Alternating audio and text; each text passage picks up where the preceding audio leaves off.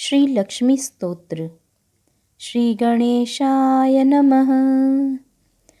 श्री पराशर उवाच। सिंहासनगतः शक्रः सम्प्राप्य त्रिदिवं पुनः देवराज्ये स्थितो देवीं तुष्टावाब्जकरां ततः। अर्थात इंद्र ने स्वर्गलोक में जाकर फिर से देवराज्य पर अधिकार पाया और राज सिंहासन पर आरूढ़ हो पद्महस्ता श्री लक्ष्मी जी की इस प्रकार स्तुति की। इंद्र उवाच।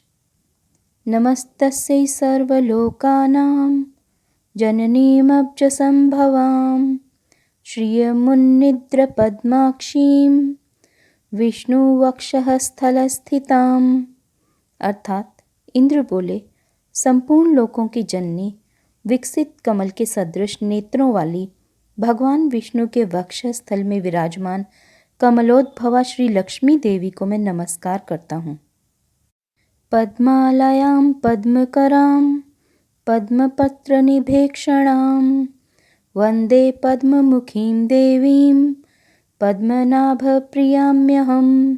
अर्थात कमल ही जिनका निवास स्थान है, कमल ही जिनके करकमलों में सुशोभित है तथा कमल दल के समान ही जिनके नेत्र हैं, उन कमलमुखी कमलनाभ प्रिया श्री कमला देवी की मैं वंदना करता हूँ। त्वं सिद्धिस्त्वं स्वधा स्वाहा सुधा त्वं लोकपावनी संध्या रात्रिः प्रभाभूतिः मेधा श्रद्धा सरस्वती। अर्थात हे देवी, तुम सिद्धि हो, स्वधा हो, स्वाहा हो, सुधा हो और त्रिलोकी को पवित्र करने वाली हो तथा तुम ही संध्या रात्रि प्रभा विभूति मेधा श्रद्धा और सरस्वती हो।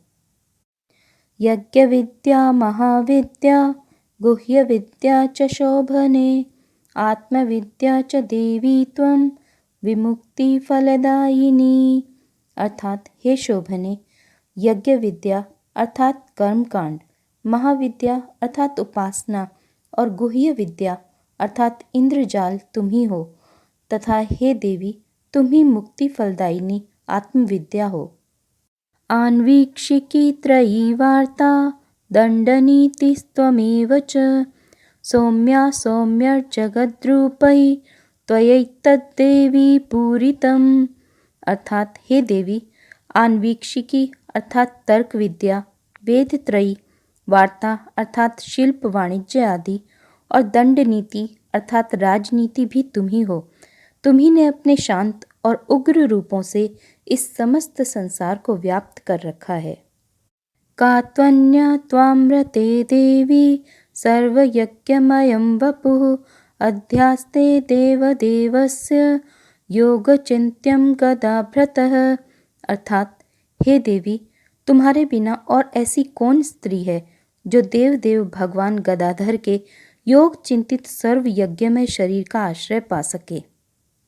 त्वया देवी परित्यक्तं सकलं भुवनत्रयं विनष्टप्रायं भवत्वयेदानीं समेधितम्। अर्थात हे देवी, तुम्हारे छोड़ देने पर संपूर्ण त्रिलोकी नष्ट प्राय हो गई थी, अब तुम ही ने उसे पुनः जीवन दान दिया है। दारः पुत्रास्तथा गारं सुहृद्धान्यधनादिकं भवत्येतन्महाभागे नित्यं त्वद्वीक्षणान्नृणाम्। अर्थात हे महाभागे, स्त्री पुत्र ग्रह धन धान्य तथा सुहृद ये सब सदा आप ही के दृष्टिपात से मनुष्यों को मिलते हैं।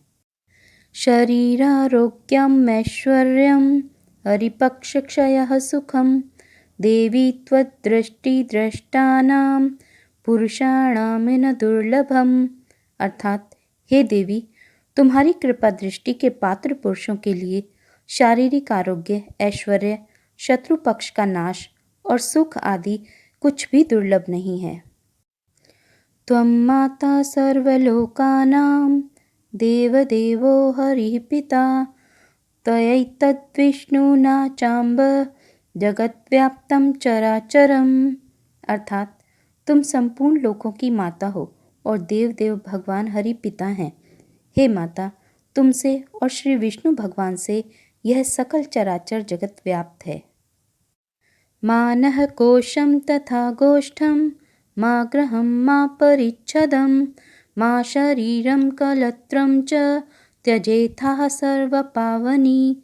अर्थात हे सर्वपावनी मातेश्वरी, हमारे कोश अर्थात खजाना, गोष्ठ अर्थात पशुशाला, ग्रह भोग सामग्री, शरीर और स्त्री आदि को आप कभी न त्यागें, अर्थात इनमें भरपूर रहें।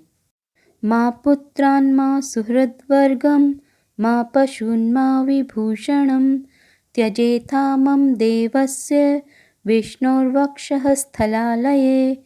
अर्थात हे विष्णु वक्षः स्थल निवासिनी, हमारे पुत्र, सुहृद, पशु और भूषण आदि को आप कभी न छोड़ें।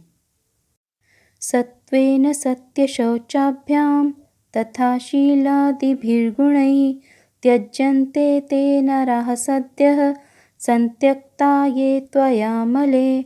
अर्थात हे अमले, जिन मनुष्यों को तुम छोड़ देती हो उन्हें सत्व अर्थात मानसिक बल, सत्य, शौच और शील आदि गुण भी शीघ्र ही त्याग देते हैं।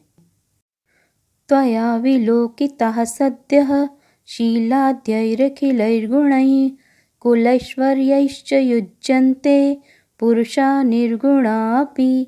अर्थात तुम्हारी कृपा दृष्टि होने पर तो गुणहीन पुरुष भी शीघ्र ही शील आदि संपूर्ण गुण और कुलीनता तथा ऐश्वर्य आदि से संपन्न हो जाते हैं।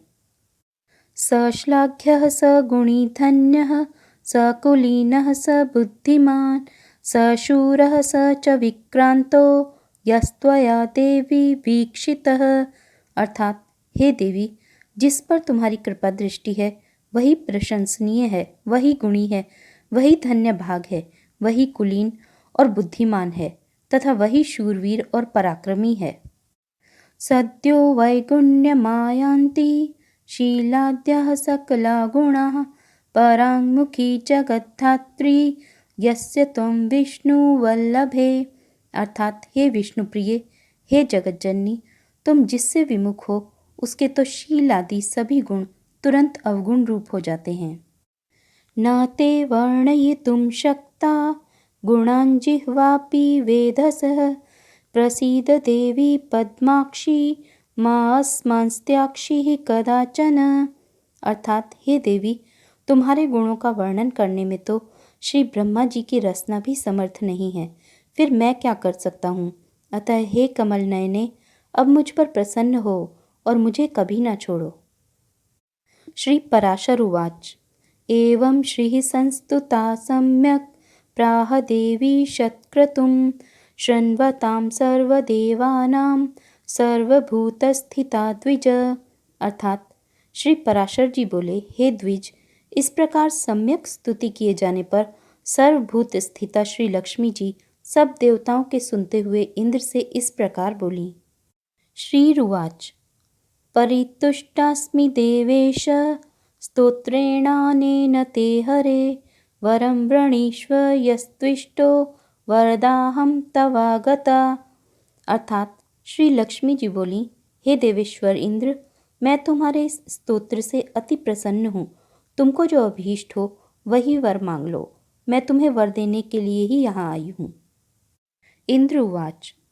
वरदा यदि मे देवी वरार्हो यदि वाप्यहं त्रैलोक्यं न त्वया त्याज्यम् एष मे अस्तु वरः परः।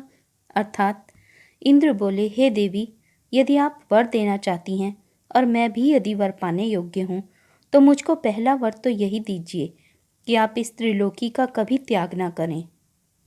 स्तोत्रेण यस्तथैतेन त्वां स्तोष्यत्यब्धि संभवे स त्वया न परित्याज्यो द्वितीयोऽस्तु वरो मम।